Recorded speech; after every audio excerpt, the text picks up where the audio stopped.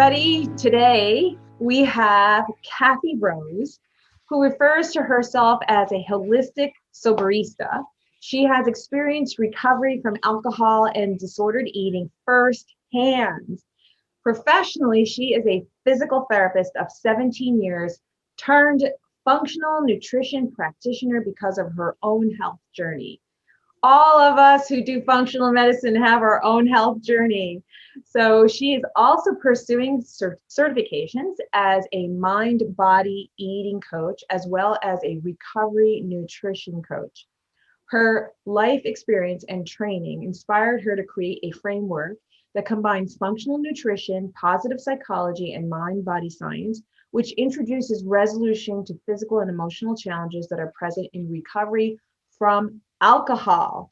So think about that. And I know that many of my patients have had some issues with alcohol and how much alcohol can affect your mind, body, and spirit. And even if it's to a small degree, and I'm hoping that Kathy Rose will also, expound on that. But I'm going to have her start with her journey and how she got into all of that. And I just want to also just remind people that this is my lunch and learn for Functional Mind, as well as a hybrid over What If It's Not Depression podcast interview. And my mission is to let people know about how depression can be caused by multiple factors, and that the root causes of depression are very, very various things that kind of are layered one on top of the other, and that there are other ways of treating depression and anxiety other than taking medication. So my goal is to let the world know that there are other options than taking medications. Not that I am not a believer in taking medications, but there are a whole host of people who don't tolerate medications or have significant side effects, or they just don't work for them.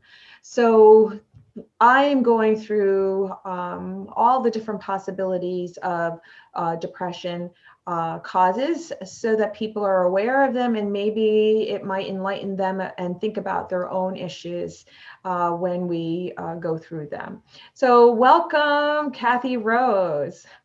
Thank you so much for having me on. I'm really excited to share my story, and it's such important work to get this information out there. It really is, because anxiety, depression, alcoholism, even disordered eating, it all goes hand in hand, and it all has a root cause. It's not just strictly psychological, as it's been treated for so many years as a psychological issue. I agree. Often based in, early childhood trauma, and it's not necessarily that. So I'll go ahead and start out, if it's okay, with a little bit of my story. Sure. Yes, please. And I'll start with a statement that I am a believer now that junk food is a gateway drug. I honestly believe that for some people, it can really drive your chemistry in a negative way. Absolutely. I am fortunate to not have a significant traumatic event in my childhood. So when I try and dial it back to what happened in my early life that kind of set me on this path, it's like, I don't know. I had parents. I had a very normal childhood. My parents were married most of my childhood. It was in the teenage years that they were divorced very amicably. So that wasn't really an issue for me. The only thing being that my dad was not a warm fuzzy. So we'll put that as part of the background. Yeah. And the reason I'm going to go through a certain few things is, as a functional nutrition lifestyle practitioner, there's 3 foundational principles that I work from. And they are that everything is connected, we are all unique, and everything matters. Mm-hmm. So you have to go all the way back and see how we started out, because it carries through. It carries in our bodies, in our cells, in our minds, and in our habits and behaviors. Mm-hmm. So Kathy, can I just say one thing about what you just said? Yes, please. So, I just want the audience to know that you actually don't have to have significant trauma to have something happen in your childhood. It could just be simply that your needs were not met for whatever reason, and that it's nobody's fault. It doesn't have to be anybody's fault. It could just be that your needs weren't met at a time, especially in critical times of development. Sometimes, things just happen. For no obvious reason. It just the way life happens, things happen where, for example, for me, my mother was hit by a car when I was 4 years old, and she was in a hospital for 6 months. So my needs weren't met, and it was nobody's fault. It just happened. And so sometimes people think that something bad, really bad had to happen, like sexual abuse or beaten, or, it could be simply that your needs weren't met. So I just want to put that out there. Right. And I appreciate that. And that's why I think that area around my father growing up and not being my first love, your daddy, because he wasn't often approachable or feel safe to be approachable. So I think that is one leg into it. Absolutely. Yeah. That geared with, so I was raised on the standard American diet with fast food, and my mom she worked outside of the home as well. So she was balancing that. And she did cook some, and I gravitated towards the junk food. I loved my Doritos and my Oreos, a product of the 80s. And that started me on, my journey for my biochemistry and what drove my choices in food. So fast forward, and I started drinking very, very young. My first, I started drinking when I was in 9th grade. So that's about 14 years old was when I started drinking, and probably alcoholically at that point. And wow, that's really significant. Yeah. Well, and it wasn't that I drank every day, because I was an A student. I didn't hang out with the crowd that you would typically, the druggies, as we called them in high school. We were very label oriented. So, but I didn't look like anyone different in my town. I mean, this is what we all did together on a Friday or Saturday night. And it was drinking just on those nights. And I usually drank until I got sick. And my initial drinking experience was I got very, very sick. I ended up down the police station and everything. And it was such a horrible experience. You would think that I would never drink again based on that experience. Right. But I just learned how to drink and not get into that situation. Again, it's like, oh, okay, so that was too much. So let's dial it back a little bit where you don't end up that bad. But it was definitely an issue in looking in hindsight how it evolved. So fast forward to college, where my drinking escalated into a longer weekend of Thursday to Monday type of thing.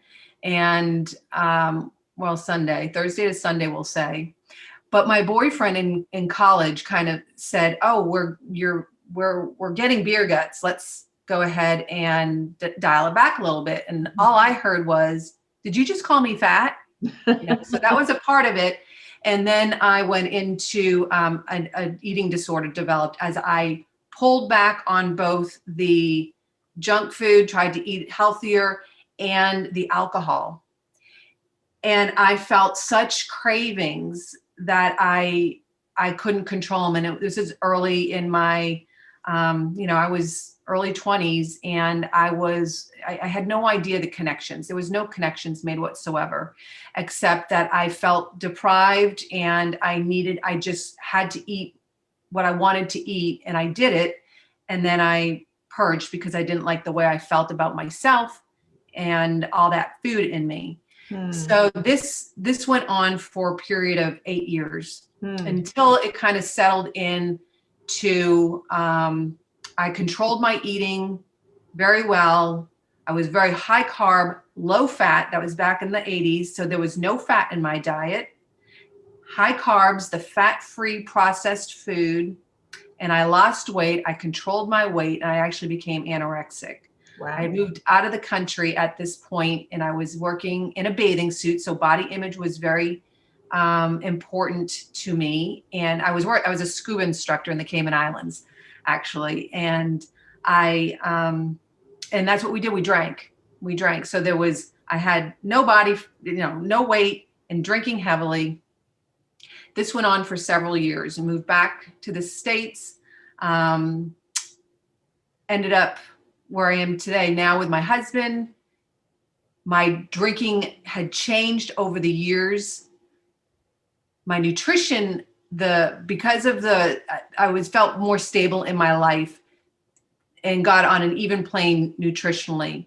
Felt as though I was eating a little healthier, but the drinking was still going on. Married, had my daughter. What year is this? Had my daughter in 2007. And I have to say, this is key as well. During my pregnancy, I never felt so good in my life. I was at a good weight, felt good, but was on medication. Oh, this is a very important part, key part. When I was coming out of my anorexia, I was putting some weight back on, but still drinking. I developed anxiety in Grand Cayman while I was scuba diving, actually, and it kind of evolved. I had no idea what was wrong with me. I was having heart palpitations, and the unknown drove part of the anxiety, but definitely the alcohol and the sleeping issues. And I had several IBS. Was diagnosed with IBS during that time. And when it was all went together. But I didn't see these connections. But this anxiety and the drinking followed me all the way up to when I got pregnant. Now, prior to getting pregnant, there were seasons that I would go on and off my anti-anxiety medication, and I was off of it at this time. But during my pregnancy, no anxiety, no sleep issues, no IB. I mean, I felt great, felt great. Felt beautiful, felt great, felt very pregnant. It was a healthy pregnancy, and she was born a healthy weight, perfectly healthy child. And it was wonderful. And I'm assuming no alcohol during this pregnancy too. No alcohol during no. Right. And I was able to, I was eating, I knew that this might be my only child. And so I ate as healthy as I thought I knew to eat. So I ate very balanced meals. I didn't try and control my weight. I ate regularly, ate whole foods, cooked a lot at home, no fast food, and did very, very well. So she's born, and I go right back to drinking, without any questions. And this time it was wine, and I had made the change like overnight. It's like mommy time, wine time. I'm the wine mama now, and that just grew over the years. And it was in 2014 that things started going downhill for me medically. And we could fill in all the gaps, but I'm just going to say that I ended up with a whole host of symptoms that I was seeing my practitioner for, who would then refer me out to one specialist, my GI physician, for the IBS and the severe gastritis that I was now experiencing, to the point where I was laying down at the end of the day, working from my computer. I was working at home at this point for third-party insurance. I wasn't actually doing physical therapy work. And I couldn't sit up. I mean, I was taking my breath away. That was the GI issues. I was getting migraines. I was sleeping only 4 hours a night at this point. I had developed severe insomnia. I was having difficulty regulating my blood pressure, my body temperature. I was losing hair by the handfuls. I mean, and it all happened within a 3-month period. And I had two stressful events, was difficulty in my marriage. And my daughter went away to summer camp for the very first time for a month. and in a different state. And I worked from another location during that time. It was the perfect storm of things. Mm-hmm. And I ended up having to take a leave of absence from work after I had I had fired all my doctors. I said, I can't do this. There was a prescription for Prilosec and a prescription for beta blockers and a prescription for, back on anti-anxiety medications and one thing after another. And I thought, this is not the way I'm going to heal. This is not it. I this is how I found my way through a path of inquiries, found my way into functional medicine and nutrition. And this was in holistic pharmacy. Yes. Unfortunately, it took quite some time. But it was a little, at a time, I was able to heal. We pulled away all the allergens, the 7 allergens, pulled out gluten, dairy, soy, nuts, peanuts, eggs, sugar, all of it. Went on Whole Foods diet, did some further functional testing, did adrenal, hormonal, thyroid panel, inflammation, stool samples, SIBO, right? Which I had SIBO, had a intestinal parasite, just a total breakdown of the gut. Right. I had to go back on anti-anxiety medication, and I did take a specific antibiotic for the SIBO, and it just works in the small intestines, the rifaximin. Mm-hmm. Those were really in nystatin, and I did have an intestinal yeast infection, which many alcoholics do without knowing. I know. Yeah. I was actually going to ask you what you thought about that, because I find that a lot of alcohol drinking and cravings is driven by candida. Yes. Yeah. I really find that. Yeah. And that when people who have alcoholism tend to really, really stop the relapses because the candida is taken care of. So I want to just rewind a little bit. What's interesting is that you actually had a lot of symptoms even before you got pregnant. And yes, you had a lot of symptoms that set you up for all of these things. And the reason you felt so great, just so everyone knows who's listening, that the reason you felt so great during your pregnancy is because progesterone is really high during pregnancy. And progesterone, which is progestation, is very anti-inflammatory. So it took care of a lot of your inflammatory symptoms. And I wouldn't be surprised that once you delivered, you had a huge rush back. Once you deliver, your progesterone levels come down, and then you become inflamed again.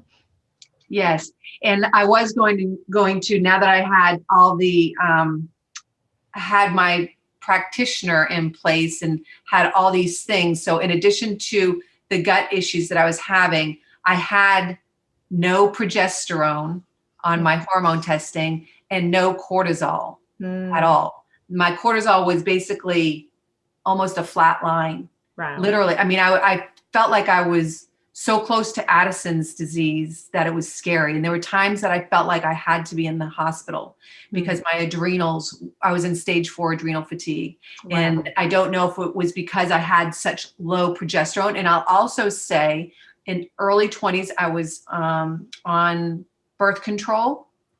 And after I was on my second IUD at this point, and I had it immediately removed because I don't know if it was my adrenals were stealing the progesterone to make the cortisol, or if my adrenals were just petering out. So I'm not sure which necessarily comes first in that scenario, the chicken or the eggs, but both were very, very low. And both of those being that low will also drive anxiety. Right. Yeah, I would say that it was probably both. Yeah. At the time, not either or, it's both. Both. Right. Yeah. Good.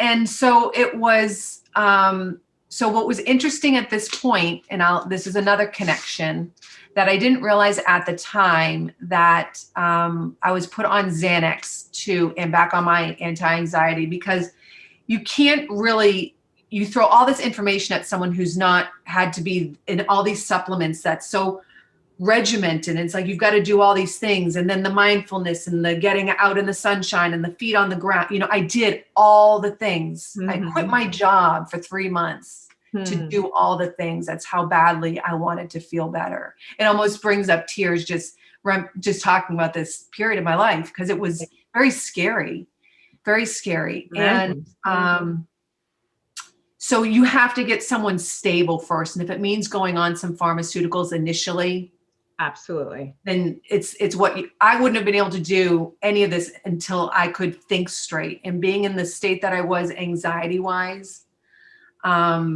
and I wasn't with a practitioner that did amino acids then. The only amino acid that I did then was the L-glutamine for gut health and for cravings. But I initially did it for gut health, and then I found out later when I quit drinking that it's great for cravings too. Right. So so that was a big thing to first get me situated. So anyways, I was able to heal from that.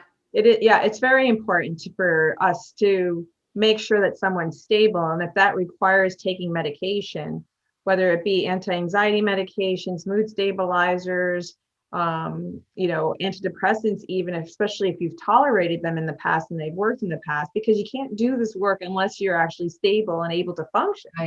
Right. And then in my, during that 8 months, it took me to kind of feel recovered in that. And I wasn't drinking during this time. So part of my issues were probably a withdrawal, actually, that was unbeknownst to me, because I didn't really think I had a serious drinking problem at that time, although I was drinking daily and a fair amount, sometimes a bottle of wine a day. Right. But also during this time, in addition to my anti-anxiety medication, I was also taking Xanax 3 times a day, a milligram, 0.5 to a milligram at times, 3 times a day. And I didn't know at the time that that's like alcohol in a pill form. Absolutely. It hits the same receptors. Absolutely. Yeah. And I didn't realize, this is before all my knowledge that I've gained since. And so when I weaned, but I knew enough not to drink while I was on the Xanax. Yeah. Some people don't realize that the combination can actually kill you. Yes. And Xanax can be so addictive for some people. Fortunately, it wasn't for me. And my parents instilled enough fear in me about drugs that I just never really got into the drug part of addiction. So I weaned myself off the Xanax in a very controlled manner over a period of several weeks. And then what was amazing to me at the time, I thought, I don't even feel like drinking, and that's when, that's what surprised when I found out about the Xanax takes the place of alcohol. Right. And so when I weaned off of them, the thought of, I think I'll have a glass of wine came back. And I started on that slippery slope again. And within 2 years, I was having symptoms again. Wow. And that's when I thought, oh my gosh, there's a problem here. And it was. What year is this now? This was, the 2014 is when 2015 is when I got sick. The 2016 is when I got healed. So it took about a year. Yes, it was over. It was from fall to spring to beginning of summer. So it was about 8 months. And then it was 2019 when I quit drinking. Now it was a year before I quit drinking, 8 months before I quit drinking, that the symptoms were starting to come back. And my thought process that this is becoming, my daughter was now 12 years old. She's very aware of what I'm doing. And I drank in the house. I wasn't one that went out and went drinking. I drank in the house, kind of fixing dinner and doing things. And I would carry my glass around with me everywhere and leave it. Where did I leave my wine? Right. Left it in her bedroom. Sometimes I would have to go back in and get it out of her bedroom, crazy things that, I was definitely becoming more aware of my own concerns and my behavior. And how much does that behavior really affect your children? Absolutely. Absolutely. And then, and even a comment, you know, I had said, I'm not drinking anymore. I'm not going to drink wine anymore. And then my daughter would call me on, she said, Mom, when I put the bottle in the cart, she'd say, Mommy, why are you buying wine? You said you weren't going to drink it anymore. This is my, 11, 12-year-old. And I'm like, she's calling me out, Right. Good for her. So yeah. So it was, it's like, geez, Kathy, grow up. It's time to grow up and like put your big girl panties on and do what needs to be done. Mm-hmm. And for me, that was seeking counseling. And so I saw a counselor, and she's the one who suggested rehab. And I thought, rehab? Are you kidding me? I can't do rehab. I have a job. I have a family. I can't go away. I'm like, no. So we talked about AA, and I got into a program. Yeah. So I got on my phone and I found an AA meeting, and I went to my first meeting. So that's how I got connected. And I think for anyone, there's two things that you need to do. My belief is that you need to do a couple of things to get on a path in recovery. And that is to the acronym HOW. You need to be honest with yourself. You need to be open-minded, and you need to be willing to do something different. If you don't have those things, the chance of sustainable change will be very, very difficult. The next thing of that is that you need to get connected. To get clean, to enter recovery, to get sober on your own, by your own willpower, is not sustainable. I mean, willpower, the word power, I mean, it's not everlasting. And I believe that we are designed to be in community as human beings. We do not live on islands of our own. And there was no way that I could get sober without being in a community of like-minded people that had found success and sobriety for a very long period of time. Right. So that, I think, is the most important thing. Absolutely. AA is amazing. It really is. And it's even more amazing now, even during COVID, because you have access to so many meetings online, the Zoom. And if you're not connected culturally or socially or whatever, just the dynamics of the group, that you might go to one AA meeting. It's so easy to just go to a different group, right? And they even have a 24/7 Women's International Zoom meeting. So you can go on and stay on it for 24. Really? That's amazing. Yes. That's great to know. Yes. Wonderful. So that was the beginning of my journey. Now I'll tell you the next real awakening to connecting the dots is a few weeks into sobriety, my bulimia came back. My eating disorder came back. Okay. I quit the drinking. I pulled that carb, that feeding of my neurotransmitters, bumping everything up, and that carb craving probably had low blood sugar associated with it as well. A lot of alcoholics end up with hypoglycemia because the alcohol destroys the regulatory system for managing your blood sugar. And so the bulimia came back, and I thought, are you kidding me? Here I quit. I'm doing this, and now this shows up again. So that was in February. So in March was Lent.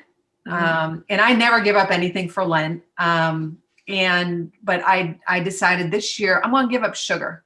I'm going to give up sugar. I'm going to get back on track, and I'm going to give up sugar. I wasn't depriving myself. I wasn't beating myself up. I just thought, I need to do this. I need to find some stability, find some grounding. And I was going to do that through my nutrition. I had my meetings to ground me in that new learning process. And, it was surprising to me that the cravings went away. And that's when I truly made the connection that I knew the diet was healing to me, but I didn't make the connection between how it was connected with my alcoholism and the blood sugar. And it also helped with, my gut symptoms by pulling, not that I was, because I was binging and purging, so I wasn't processing a lot of the food that I was eating. That was the junk food. So I didn't have a lot of inflammation, but the cravings went away, because you do get through the bulimia. It's a form of, and it's addictive behavior that gives you a bump in your neurotransmitters. Just the act of purging will give you a release of, whether it be endorphins or Right. serotonin, whatever it may be. Or even adrenaline. Right. It Yeah. takes It can affect adrenaline to catecholamines. have that jolt to your body, so to speak. Yeah. Yes. So it's definitely a behavior that I did not want to go back to. So then, so I had that connection then, and I can't say that after Lent was over that it was perfect. It ebbed and flowed for a few months, but that part is kind of put to bed now. I started on some, I stayed pretty well on an anti-inflammatory diet. It was relatively low carb. I actually did keto for a short period of time, but I like my sweet potatoes and my fruits far too much to stay on keto. And it wasn't sustainable for me, but it definitely has its place in as a healing protocol. Right. So anyway, and I always say that diets are you can transition from diet to diet, and depending on what your needs are at the moment. Absolutely. I don't find that staying on a specific diet long term is actually a good idea. You want to find a diet and think about picking a food plan to meet certain goals, and then switch to keep that homeostasis. So it sounds to me that that's what you did, is you found a plan that works best for your body. And, yes. And as we age, as we change our activity level, like if you decided that you were going to start running half marathons, you're going to switch it up again. So, it depends on, on what you're going to do with your body, and figure out what the needs are for that particular activity or your lifestyle at that time. So exactly. And it's interesting that you bring up the half marathon. I have a lot of friends that are actually marathoners, and this was before I got sick, and I thought, I want to learn to run like some of these other ladies. And so I got to the gym, got on the treadmill, and started to run. And I never got that endorphin release, that runner's high that people got. I came home and had to take a nap. And that was an indicator that I had adrenal issues from even early on. And that was part of, I was trying to run 3 to 5 miles a day, which is, I'm just not a runner. My body's not geared for it. I don't get that. I get exhausted from running. Right. So that was another piece. And that's where we are all unique. Right. And everything in your life matters, though. There's a threshold. We can do one thing on top of another, a poor lifestyle habit here, a poor nutrition here, another poor lifestyle, lack of sleep, all these things, they add up. Right. So I believe in my recovery, really the foundational piece that I work so much on with the nutrition, cleaning up the nutrition and bringing in lots of things that were gut healing, the L-glutamine, the bone broth, decreasing my gut permeability, because I also discovered that most of our serotonin is produced in our gut. And not only is it produced in our gut, but the bacteria that live in our gut also produce neurotransmitters. Right. And if we're destroying that microbiome, that little happy place for all of those, the microcosm that lives down there, then we are easily become deficient in those things. Yeah. Why don't you talk a little bit about the science behind, it in the way that everyone can understand, about how alcohol, connect the dots for everyone about how alcohol can actually lead to anxiety and depression, even though sometimes people drink because they're anxious and depressed. 60% of people who have social phobia are actually alcoholics. So, so it's interesting that people use alcohol without even realizing it to control certain, emotional symptoms. And so, but they don't really realize over the long term, even though it doesn't seem like a lot, I'm not an alcoholic, not even a functional alcoholic, but it can affect you physiologically by affecting your gut microbiome. Why don't you talk a little bit about that? So there's two things. So when and I never had anxiety before I started drinking. I didn't have anxiety as a kid. And now there are some people that can't necessarily say that, but then they might want to look towards what they were eating when they developed the anxiety. I think it can be one or the other if there's not a situational, that there's some chemical imbalance that occurs that creates the anxiety. And so when we drink, we get a bump in our neurotransmitters. The alcohol fits into the receptors in our brains or in our guts, wherever the receptors are in our body, that then tell our body to release these feel-good chemicals. Okay. So when we pull that away and the receptor is left empty, then it's not getting released. Okay. So even in a small amount, you go to bed at night, you've had a night of drinking, you go to bed at night, and those receptors are left empty. Mm-hmm. And then you wake up, also your blood sugar drops because you've had all that alcohol in a short period of time, maybe not the nutritious meal as well, because sometimes we tend to not eat all that healthy when we're drinking. And then we have that sugar crash, low neurotransmitters, and we wake up with anxiety, or we wake up in the middle of the night and we can't get back to sleep and we have ruminating thoughts. That is a sign of low serotonin, is rumination, worry, those types of things. That's one way how alcohol will affect anxiety. The other thing, alcohol, the nature of alcohol itself, being the toxin that it is destructive to the balance in our gut. It kills bacteria. It disrupts the pH level that no longer supports a healthy microbiome. It brings in yeast, and it destroys the gut bacteria, imbalances the pH. Right. It also destroys the microvilli. It acts, I tell my patients, that it acts like a turpentine and it shears off the microvilli, and you need the microvilli in order to absorb critical vitamins. In fact, most alcoholics tend to be very deficient in key B vitamins like thiamine and folate. Yes, absolutely. And it also alters the acid level in your stomach. Most alcoholics actually have low stomach acid. And if you have low stomach acid, especially in relation to the vitamin Bs and especially B12, if you don't have enough stomach acid, your body will not take in the nutrients that you're taking. So the statement, you are what you eat, it's actually more than that. You are what your body can do with what you eat. And if it can't use what you're eating because you don't even have the right amount of stomach acids, also you don't have, drink alcohol affects your pancreas.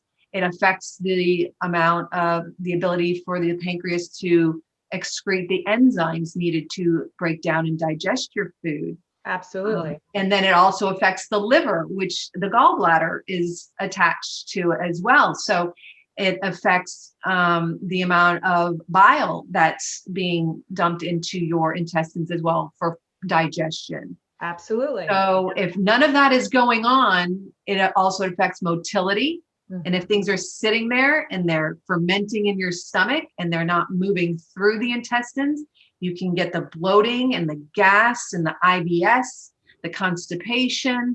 It all comes together. And if you're nutrient deficient and you can't make your neurotransmitters, if you're not digesting your food, especially meat, which is very, very difficult to digest, and even more so for some people. So if you don't have the enzymes, the acid, the bile, if you're not getting all those, then you can't even absorb your amino acids, which are the building blocks for your neurotransmitters.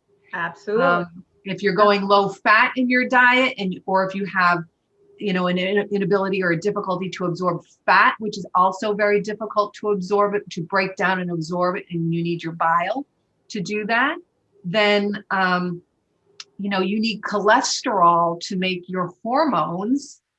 And if you don't have enough hormones, your progesterone, your cortisol, those are all made from your cholesterol, then you're going to experience anxiety and depression from that as well. Absolutely. Yeah. So it's all very connected. It is. So, you mentioned amino acids a little earlier, and I would love to have you elaborate more about how you use amino acids with your clients. Yes. So especially in early sobriety, when you've removed the alcohol and that leaves a deficiency often in neurotransmitters, and people feel very ungrounded, of course, feeling more anxious, more tense, more irritable, more difficulty sleeping. And our amino acids, which build our neurotransmitters, the neurotransmitters are what help regulate all those things. Right. So the specific neurotransmitters that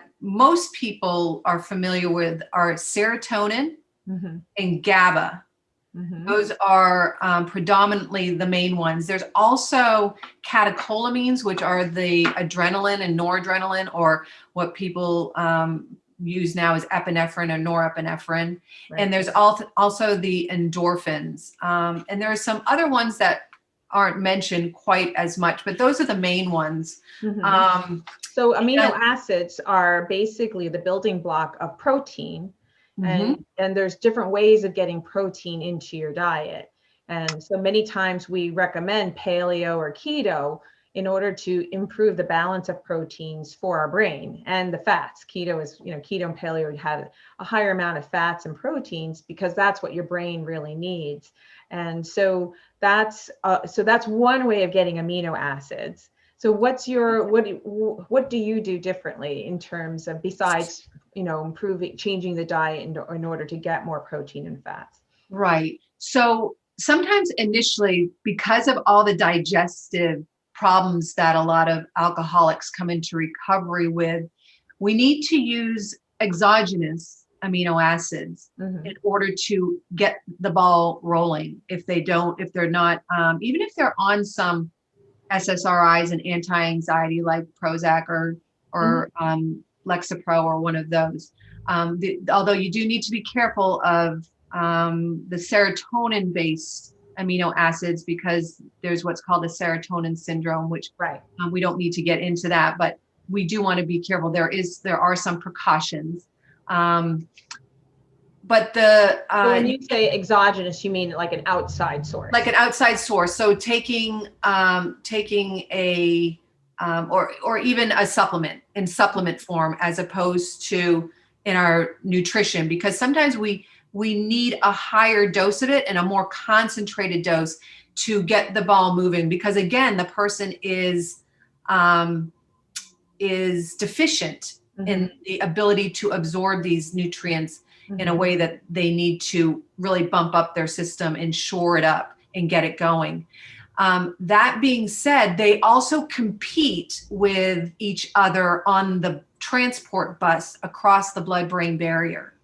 So if, for example, tryptophan is one of the last people on the bus, and they'll get bumped, and other amino acids will be entered in before it. So when someone's taking tryptophan as an amino acid to help increase the serotonin, we have them take it away from a protein source, so it's not competing with it. So you want to take it more in between meals, or earlier in the morning, or in the afternoon between a lunch and a dinner. Yeah. So I just want to say that if people are listening, to try not to do this by yourself. It's really important to make sure that you're working with someone who understands how to use amino acids, as opposed to, because you might be on certain medications or that might interfere in the ability of that. So this is all just educational information. I don't want you to start experimenting with amino acids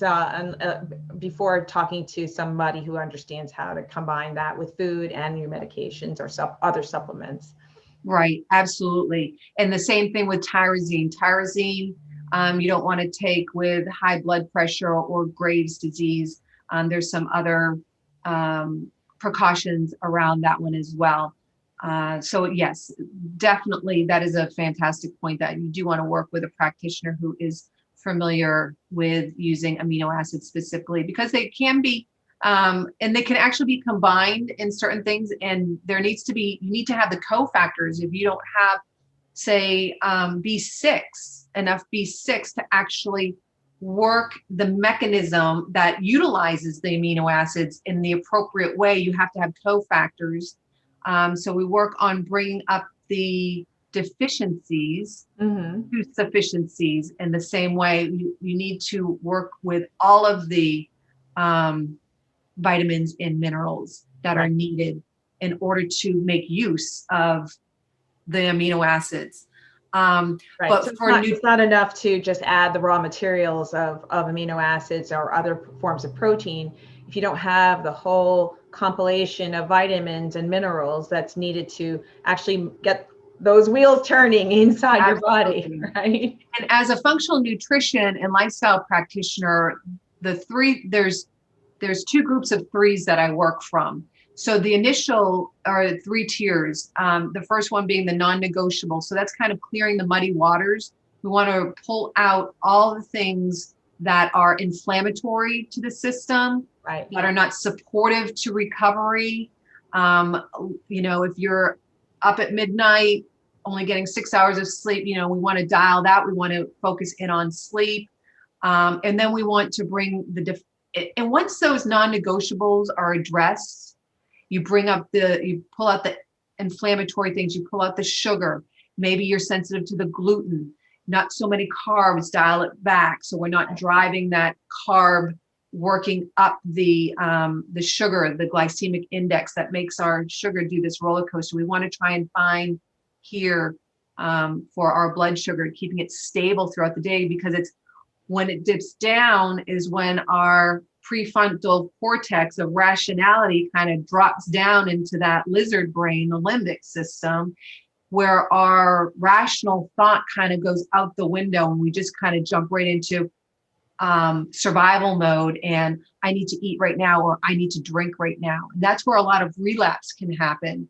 So that kind of goes in line with the other 3 things of glucose, blood sugar balance,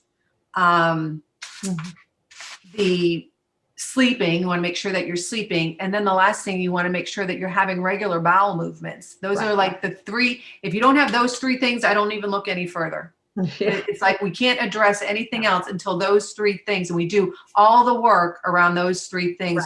Nutritionally, we get the gut going. We support the neurotransmitters. We support the deficiencies. And only at that point do we work to the 3rd tier, which is the dismantling of dysfunction. Because so many things, if you address all that, the beauty is that there's very little left. In most cases, there's very little left that needs addressing. And if there is something, it is almost glaring as to what needs to be done in that case. There's usually either it's glaring or you have to do a little bit deeper digging.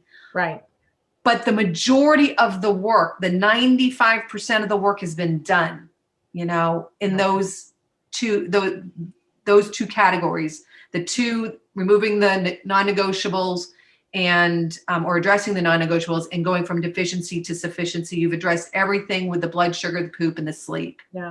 And then the last little bit. So you also mentioned earlier about how do you know if your anxiety is situational or chemical? I'm curious to hear what you have to say about that. So there's a few things that were definitely true in my life. Like I said, if you can't find when I would have anxiety or a panic attack, I also had several panic attacks, like emergency room panic attacks that happened out of the blue. And it's only in hindsight that I can dial it back to see where that came from. And so the first thing is that you can't pinpoint something that happened that brought it on within like a 24-hour period, or even moments before. Like if I had experienced that rush that I get up the back of my neck, that, I can actually tell, here it comes. The heat comes up the back of the neck, the vision goes in, and the lips go numb, and I'm like, it's going to happen. And then the heart will start racing. That's the way a panic attack presents for me. And I think to what was just happening, what's causing this? And there is nothing that I can really pinpoint it to. Um, but in hindsight, what normally brought them on was a heavy night of drinking the night before. Okay. Lack of sleep. Okay. Poor nutrition. Missed a couple of meals. Went all day without eating. Yes, all of those things can occur, can cause it. All of them by themselves can cause those kinds of situations. Yeah, yes. A lot of people don't really put together how much food or stress or some physiological dynamic change can cause anxiety attacks or even acute depressive episodes that may not necessarily last, but it can happen. Even psychosis, can be in transition as a result of foods. Yeah. Yes, it can be electrolyte imbalance. It can be dehydration. Just simply not getting enough water. Right. There's so many biochemical imbalances that low hormones will almost always cause anxiety. The low, we probably heard it a lot in the news this past year with the vitamin D. Low vitamin D will cause depression. Absolutely. Seasonal affective depression specifically. And that's me. I'm very sensitive to that, and that's why I gravitate towards warm and sunny places. Yeah. And then, so another thing is if you have dramatic mood swings. If you can be up one day and down the next day, up one day and down the next day, people may call you bipolar. Oh, she acts so bipolar, or right. She's gonna, whether it's clinical or not. And even some clinical bipolar has been treated successfully with amino acids. Absolutely. And nutritional change. I'm a firm believer in changing the microbiome. As a functional nutrition practitioner, it's about, we have roots. And it's what I do is I change the terrain in a way that is supportive to those roots. Absolutely. I'm not actually changing the roots. I don't change people's genes. We're born with genetics, but there's epigenetics. I can change what's happening around those genes in a way that's going to flip the switch on or off. Right. And food can do that. Food alone can actually absolutely do that. And the digestion and another, I'm not changing people's intestines. The intestines are there. I'm changing the terrain around the digestion, and that will allow the digestion to happen the way it's supposed to. Allow the body to do what the body is built to do. Right. It's intuitive to know. It wants to survive. Our bodies want to survive and live. And if we just got to get out of the way. Right. I know. And if we give the tools for our body to do what it needs to do to heal, it will heal. Right. Yeah. In many ways. So, right. Yeah. And then the last psychological versus chemical is if you've had depression, anxiety, or panic for a long time through many life changes, but it's kind of been a constant, then it's probably seated in biology, chemical. Versus that's interesting that you say that, because I've actually had a number of patients who have had, problems with their diet and their lifestyle for a very long time, right? And have had long-term depression, long-term anxiety.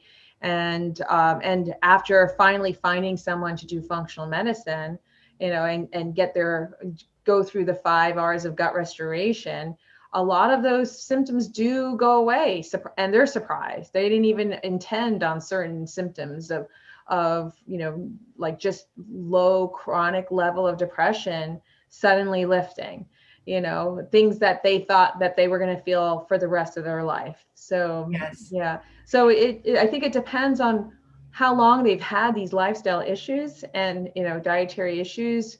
And then, so they're present for, a while. And what's nice to know is that you can actually change that by finally making those, dietary and lifestyle changes. Yeah. Yes. And what I find concerning is that I'm just going to get on my soapbox for one little moment about the food culture Mm-hmm. of, and how everything is marketed to our children, because I started this out with, I am a true believer that junk food is a gateway drug. Right. Had I not found my way into junk food, and if I ate healthy and holistically and did not go down that road, I might have had a better chance of not becoming an alcoholic, Right. not having an eating disorder, not having these things that I think were chemically driven at foundationally. I'm not saying that there wasn't a psychological part, because addiction does have a psychosocial part, and it also has a spiritual part. So they all are combined, but often what's left out is the nutrient part. And I see kids today, my daughter, one of them, which I have, I can almost get emotional again talking about, I have a lot of fear around it. So she's a product of two people who genetically may have a component to this. I believe that there are some genetics probably involved with a switch being flipped on and off, which leads to the depression, the anxiety. I believe my husband's chronically depressed, and I had the anxiety and the panic. And this poor child is, when she goes out and she has her own money to spend, that's what she comes home with Target with the wrappers from all the junk food. And she knows, and I educate her, right. But I don't want to put on her my habits out of fear, Right. But I see so much of myself in her and her choices and what she gravitates towards. And I believe that the food food industry knows exactly what they're doing. They know their foods. They're created to be addictive because they want people coming back. Oh, absolutely. Yeah, with the trans fats, and that used to be really high in trans fats, and decades ago. Yes. Fortunately, those have been pulled back. But you're right. There's tons of chemicals in these, Doritos, and well, I shouldn't name brands because I don't know specifically. But the junk food market. If it has the MSG in it, or any form of MSG, a flavor enhancer, I mean, that is what a flavor enhancer does.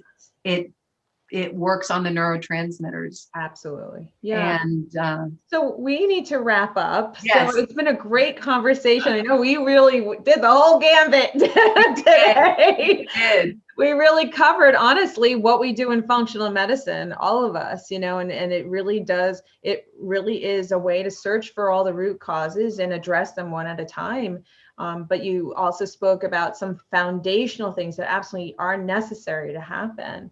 And, we can get our amino acids through food, through protein shakes, and as well as individual amino acids to target specific issues. And so there are different ways of doing that and affecting it changes overall. But, there's all different kinds of approaches. And I do use amino acids with some of my patients, but for the most part, you don't need to take amino acids. I think it's very much a prescribed thing for situations. And so do want to make sure that people understand that that's not something that's absolutely necessary, but it's a great tool in certain situations, particularly when it comes to, I think, issues around alcohol, because it does deplete specific amino acids and vitamins and minerals. And that's really when I specify early recovery, and they're not for long-term use. And they're just to fill in that initial gap where sometimes people need that to not relapse a couple of days into it, or a week into it. It's to give them sustainability, like some foundation to stand on when they really don't have one in the beginning. So that's really the only time. So yeah, I know that you said that you would share an amino acid chart. If people were interested in that, they could email you, and we'll include that in the show notes. And that you also offer a free discovery call And last but not least, that you have a Facebook group called Holistic Sobriety that people can join if they are interested in learning more about quitting the drinking. I know that's a hard thing for some people to do, and maybe making that choice lifelong. I know that some of my patients agree to quit drinking alcohol for a period of time, meaning the treatment phase, but they're all looking forward to going back. And it's that education that's really important around that, and about whether or not that's really a good choice for you long term. So I hope that people listen to this podcast and learn from you about the whole alcohol piece. That was the piece that I really wanted you to talk about. So thank you for sharing and being very vulnerable. But more than anything, what you've shown is that you've gone to the depths of really not functioning and have been able to get your life back. That is like fantastic. Yes. That is fantastic. And you've actually used what you've learned to then make a career out of it. Like, wow. Right. Yeah. Yes. Congratulations. Yep. Thank you. Thank you so much. Thank you. Yeah. So thank you for being here and sharing that. And I wish you well in your journey, and take care. Yes, I appreciate the time. And I just wanted to say that, some of us, we have to go through what we have to go through in order to share it with the rest of the world. And that's truly why I believe I had to walk through what I had to walk through. Absolutely. Yeah, you do. You have to be it and do it in order to really teach it. I appreciate you having me on to share my stories, in hopes that it will touch someone and promote change. Yes. Great. All right. Thank you. Take care. Thank you. Bye-bye.